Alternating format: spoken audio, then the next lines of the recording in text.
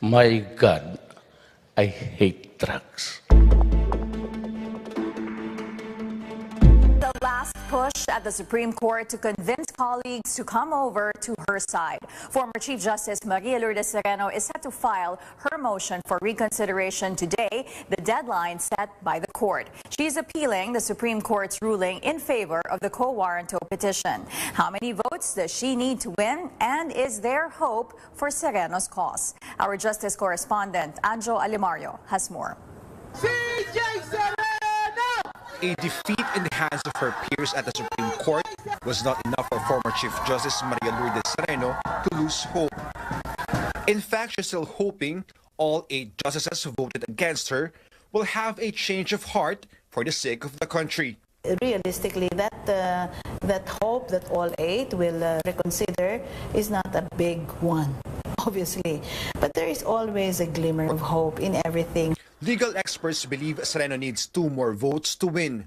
Since we are coming from a close vote of 8-6, to me, I think that chances are good that 2 justices can actually reverse themselves and have an opinion that will favor the dismissal of the quo warranto petition. Ang maganda nga dito lang kay Chief, napaka-close nung voting, you know? And she needs at least 2 so that it will be reversed in her favor. Kasi kailangan majority din yung mapunta yun sa kanya, no? A tie in the voting, Fajardo points out, means a status quo, and Sereno loses her fight. A tie, to me, will not resolve it in favor of the Chief Justice. A tie will, in effect, result in the denial of the motion for reconsideration, because in this incident of an MR, I think you need a majority of those voting in the Supreme Court. But USA Law Danilo Divina sees 2 interpretations. One interpretation is as if the motion for recon is not, it's not granted basically because you didn't have enough votes, which means the real decision stays. One interpretation also can be that the petition, in effect, has not been granted, so it will go to the Senate for impeachment. But Divina doesn't think the court will allow a 7-7 vote because it says it's too complicated.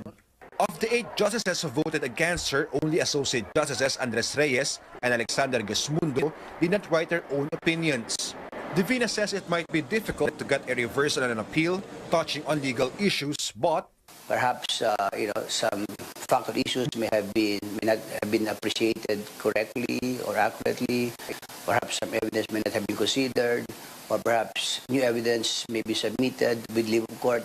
Divina says when it boils down to statistics, Sereno faces an uphill battle. More than 50% of the MRs are denied. More than 50%. And the same number goes for summary dismissal. The Integrated Bar of the Philippines will file its separate appeal. The court junked its motion for intervention, saying its interest is merely out of sentimental desire. But Fajardo insists, as a mandatory organization of lawyers, IBP has a legal interest in the administration of justice. Anjo Alimario, CNN Philippines. President Rodrigo Duterte has certified as urgent the proposed Bangsamoro Basic Law. The House of Representatives plans to pass the bill on 3rd and final reading today. Congressional leaders met with the president in Malacanang Monday night to discuss the contentious provisions in the proposed BBL. The bill seeks to abolish the autonomous region in Muslim Mindanao and establish a new Bangsamoro political entity and its basic structure of government. House Majority Leader Rudy Farina says Mr. Duterte expressed apprehensions about the bill. The president wants to make sure all uniformed personnel remain under the control of the central government. He was not willing na may sariling police and everything. So we told them that payag naman yung BTC na yung kanilang police regional office in the Bangsamoro will still be like a regional office. It was also agreed that local elections in the autonomous region on Bangsamoro would be handled by the Commission on Elections. But no consensus was reached on the controversial opt-in provision, which states that the Bangsamoro territory would be composed of all contiguous areas where at least 10% of registered voters petitioned to be included prior to the plebiscite on the proposed law. While they are in favor of the peace process, opposition lawmakers stress this should not be at the expense of the Constitution, and it's acceptable to stakeholders. Presidential Peace Advisor Jesus Dureza described Monday's meeting with all leaders of the House and the Senate as a good meeting. In a statement, he says the president will pass and sign the BBL in time for the State of the Nation address in July. Meantime, Senate Majority Leader Mig Zubiri says lawmakers plan to pass the House and Senate versions before ironing out the differences during the break. Zubiri also weighed in on concerns over how much the implementation of the BBL will cost. Siguro you're looking at for the rollout, for the first portion and the rollout of this program, it's about 100 B. Now, the people are saying and raising their eyebrows and saying, laki naman yan. But you know, peace is expensive. Ang gusto natin ng kapayapaan. Now, I'll tell you, Pinky, how much did it cost us to get back Marawi because of what happened? How much is it going to cost us to rehabilitate Marawi? It's going to cost us 100 billion pesos to rehabilitate Marawi, and it cost us about 10 billion to fight it, to be able to get it back.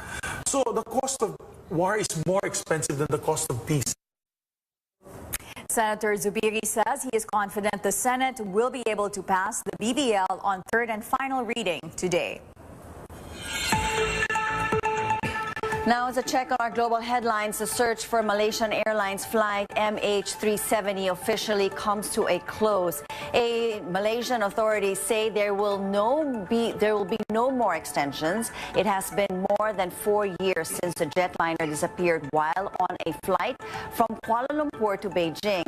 The Australian, Malaysian, and Chinese governments funding the $150 million operation officially ended the search in January 2017.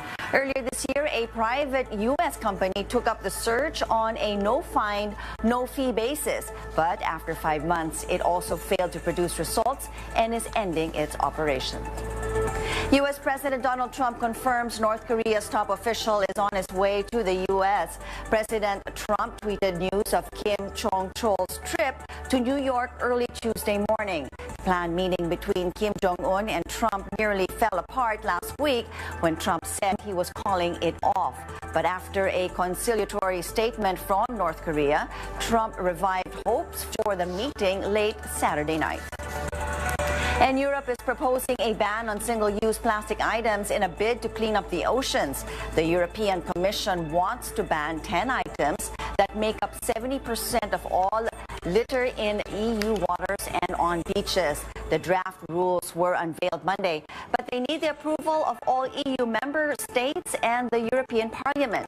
The legislation also wants to make plastic producers bear the cost of waste management and cleanup efforts. And we go more in depth on these global headlines later on the program, but first, let's check on sports with Andre.